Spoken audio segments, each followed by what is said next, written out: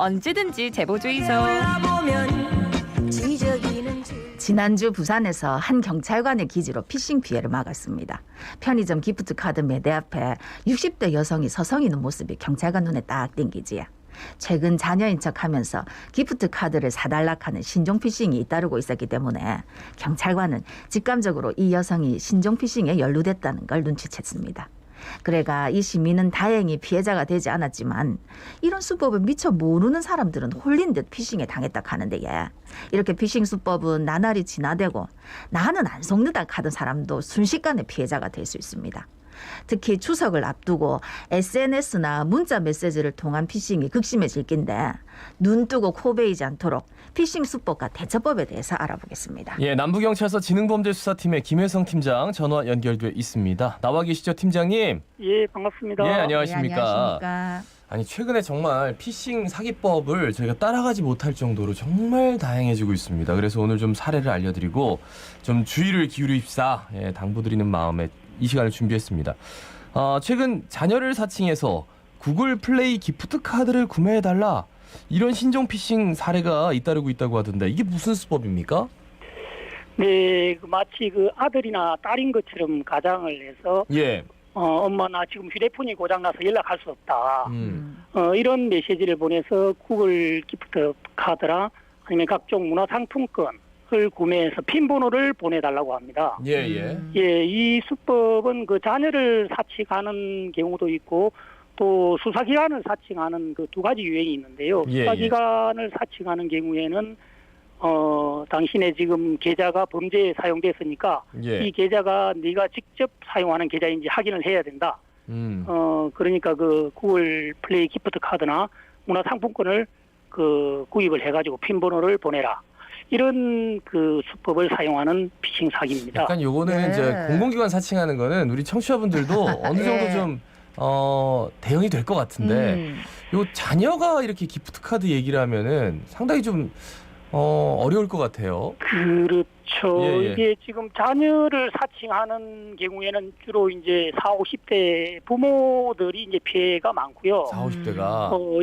예상보다 또 그 수사기관을 사칭하는 경우에는 대학생 청 20대 젊은 층의 피해자들이 많은데 이러한 것이 유념해서 이제 피해가 없도록 해야 될 것 같습니다. 예.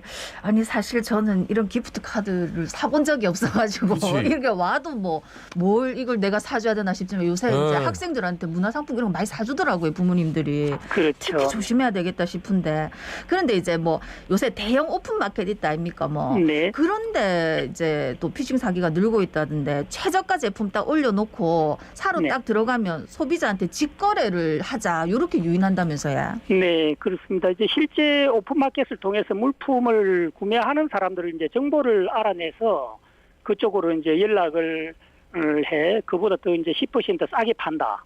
이렇게 속이고 가짜 사이트로 이제 만들어 놓고 이 가짜 사이트 쪽으로 방문을 유도하는 수법입니다. 예, 말씀하신 것처럼 이제 그 현금 결제를 하도록 별도의 링크를 보내서 돈을 갈취하는 수법인데 이제 신분이 명확하지 않은 사람이나 출처 불명의 방식으로 전송되는 링크는 클릭을 하는데 상당한 주의를 요한다고 하겠습니다. 아니 근데 그러면 어떻게 되는 거예요? 저희가 이제 최저가다 그래서 딱 들어가면은 그 다음부터 어떻게 되는 겁니까?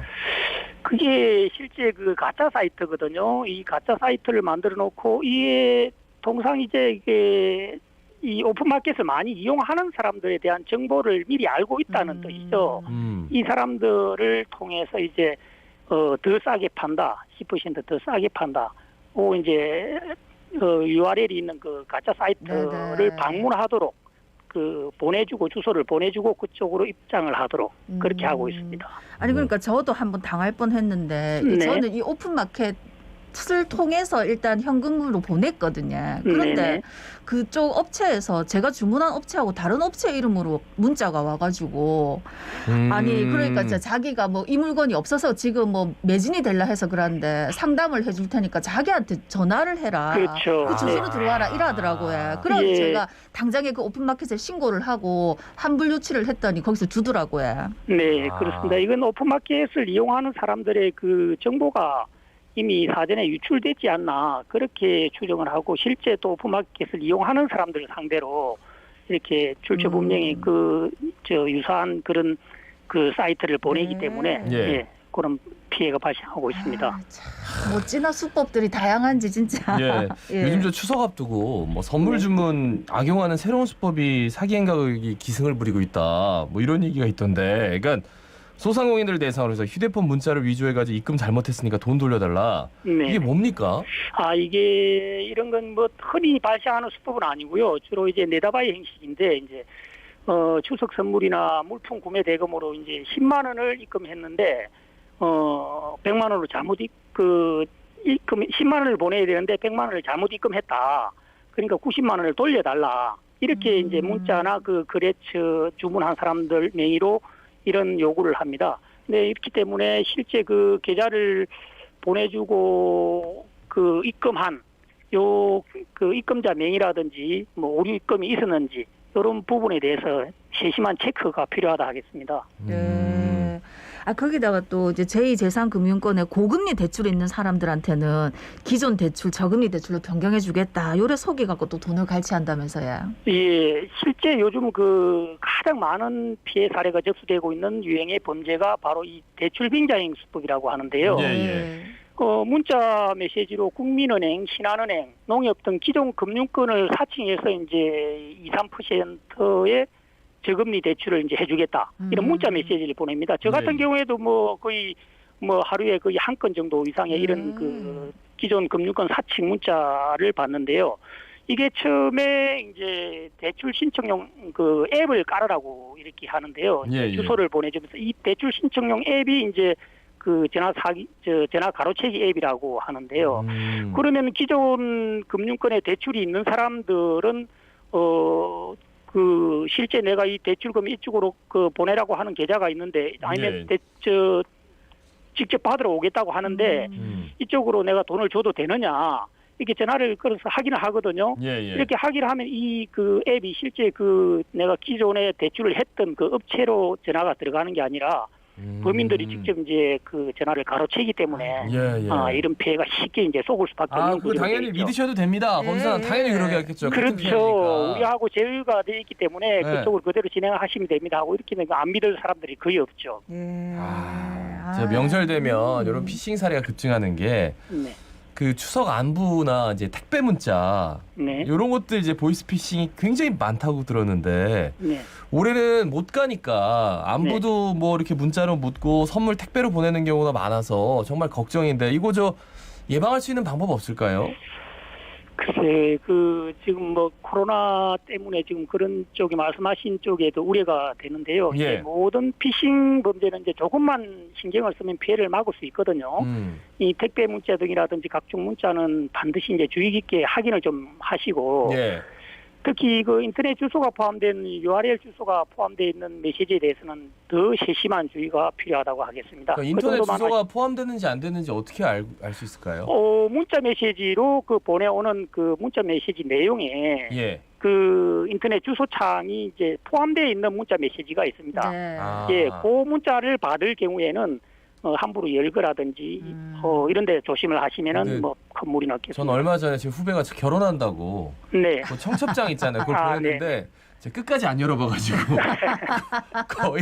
거의 막바지에 갈았어요. 그래가지고 뭐 못 가니까 이제 뭐 돈은 보냈는데 좀 미안하더라고요.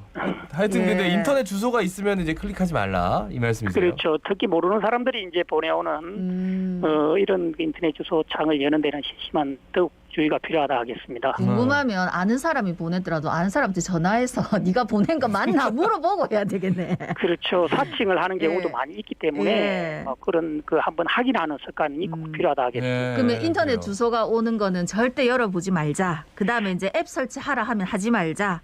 현금 보내라 하면 일단 보내지 말자. 요것만 조심하면은 보이스피싱 피할 수 있을까요? 그렇습니다. 지금 말씀하신 그 세 가지 부분, 뭐 주소 클릭, 앱 설치라든지 현금 요구 이 부분이 거의 보이스피싱 범죄의 95%를 차지한다 해도 과언이 아니거든요. 나 자신도 모르는 사이에 이제 무심코 인터넷 그 주소창을 클릭해서 악성 앱을 설치하는 경우도 있고 이 모르는 사람에게서 이제 현금을 건네는 것은 100% 보이스피싱이라고 생각해야 됩니다. 네. 그리고 간혹 이제 그에게 다액 이체를 요구받을 때도 보이스피싱이라고 의심을 하셔야 됩니다. 네. 요즘 악성 앱이 아주 극성이라고 하던데 만약에 앱이 깔렸다면 이거 뭐 어떻게 해야 되는 겁니까? 예, 앱이 설치되는 경우에는 자기 자신도 모르는 경우에 앱이 설치되는 경우도 있거든요. 예. 이 같은 경우에 그 전화기가 이제 약간 버벅거린다든지, 그다음에 음이 끊긴다든지, 화면이 좀 평소와 다르게 이렇게 나타나는 경우에는 악성 앱을 좀 의심하시면 될 것 같고요. 예. 이 전화 가로채기 원격 제어용 악성 앱이 이제 범인들이 아까 말씀하셨듯이 바로 연결되기 때문에 굉장히 위험하고요. 이럴 경우에는 그 가입된 통신사 대리점을 방문해서 앱을 삭제하거나 초기화하는 이런 방법을 선택하셔야 될 것 같습니다. 예, 알겠습니다. 네. 말씀 여기까지 듣겠습니다. 고맙습니다. 고맙습니다. 네, 감사합니다. 네, 지금까지 남부경찰서 지능범죄수사팀의 김회성 팀장이었습니다.